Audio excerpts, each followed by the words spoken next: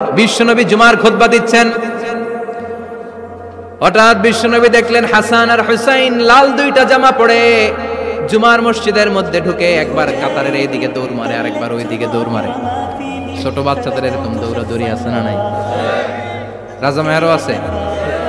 ছোট বাচ্চাদেরকে মসজিদে ঢুকতে দেন তো না বের করে দেন? বের করে দেয়। সর্বনাশ, বাচ্চাদেরকে মসজিদ থেকে বের করবেন না, কখনোই বের করবেন না। তুরস্কের বিভিন্ন মসজিদে বড় বড় ফেস্টুন দিয়ে লেখা থাকে তারাবির নামাজে, জামাতের নামাজে মুরব্বীরা যখন সামনে নামাজ পড়বে, পিছন থেকে যদি ছোট বাচ্চাদের চিল্লা চিল্লি আর কিচির মিচির শব্দ শুনতে না পাওয়া যায়, তাহলে ভবিষ্যৎ প্রজন্ম নিয়ে আপনারা চিন্তিত থাকুন। পিছনে যদি বাচ্চাদের হই হুল্লোড় না থাকে, চিল্লা ফাল্লা না থাকে, তার মানে নেক্সট জেনারেশন এগুলো মুসল্লি হবে না, এগুলো হবে ডাকাত। এজন্য এরা বিভিন্ন প্রজেক্ট চালু করেছে। 40 দিন টানা ফজরের নামাজ যে ছোট বাচ্চারা মসজিদে এসে পড়বে, ওই প্রজেক্টের আওতা থেকে একটা করে সাইকেল দিয়ে দেওয়া হচ্ছে। সুবহানাল্লাহ কইবেন না? কুয়েতে আরেকটা প্রজেক্ট করছে, ফজরের নামাজে মুসল্লি নাই। কুয়েতের এই প্রজেক্ট হচ্ছে marriage project, second marriage project, দ্বিতীয় বিবাহ প্রকল্প। কি কাজ এই প্রকল্পের? তারা ঘোষণা দিল মসজিদে ফজরের সালাতে মুসল্লি পাওয়া যায় না, তো যারা যারা ফজরের নামাজে মসজিদে আসবে না, টাইমলি আসবে না, তাদেরকে মসজিদের টাকা দিয়ে মসজিদের অর্থায়নে দ্বিতীয় বিবাহের ব্যবস্থা করে দেওয়া হবে। এই ঘোষণা দেওয়ার পর থেকে ওই এলাকার কোনো মহিলার তাহাজ্জুদ মিস হয় না। ফজর তো অনেক দূরে, তাহাজ্জুদের সময় থেকে হাজবেন্ডের ডাকা শুরু করে, মসজিদে যাও, তাড়াতাড়ি তাড়াতাড়ি কোথায় যাও, কারণ মসজিদে না গেলে দ্বিতীয় বিয়ে আছে না নাই? সুবহানাল্লাহ কইবেন না? What a project, what a project, কত চমৎকার প্রজেক্ট। এই প্রজেক্টগুলো নেওয়ার দরকার আছে না নাই? এজন্য ছোট বাচ্চাদেরকে মসজিদ থেকে তাড়িয়ে দেওয়া যাবে, এদেরকেও নিয়ে যাবে। এরা হাসতে খেলতে চলতে ফিরতে, আমি বাইরের যত জায়গায় তারাবি করেছি, অনেক দেশে তারাবি করেছি রামাদানে, ছোট বাচ্চারা পিছনে অনেক কিচিরমিচির করে।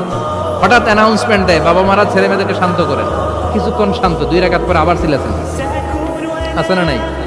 তো ওরা যদি না চিল্লায়, ওরা যদি লাফালাফি না করে, লাফালাফি কি 80 বছরের মুরব্বী করবে? কথা কয় না। মুরব্বী লাফালাফি করলে এটা মানাবে?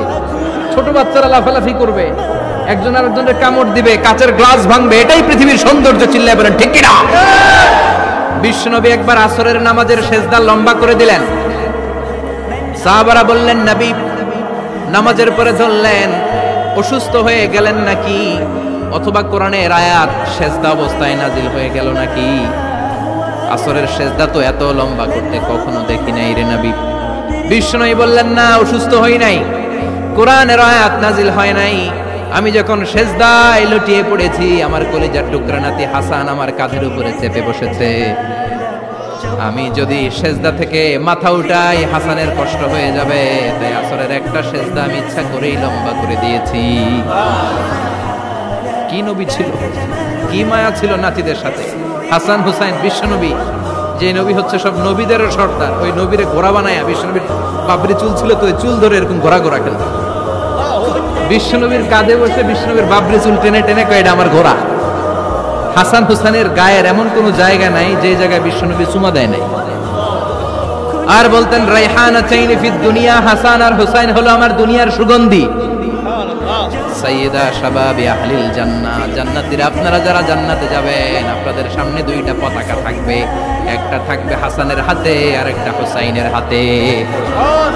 বিশ্বনবী মসজিদে নববীতে জুমার খুতবা দিচ্ছেন, হঠাৎ হাসান আর হুসাইন লাল 2টা জামা পরে কাতারের মধ্যে দৌড়াদৌড়ি শুরু করলেন।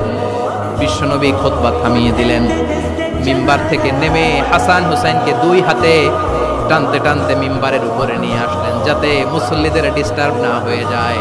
হাসানকে ডান হাতে ধরে, হুসাইনকে বাঁ হাতে ধরে বাকি খুতবাটা বিশ্বনবী তখন শেষ করলেন। 500টা খুতবা দিয়েছেন। কয়টা? চিল্লায় বলেন কয়টা?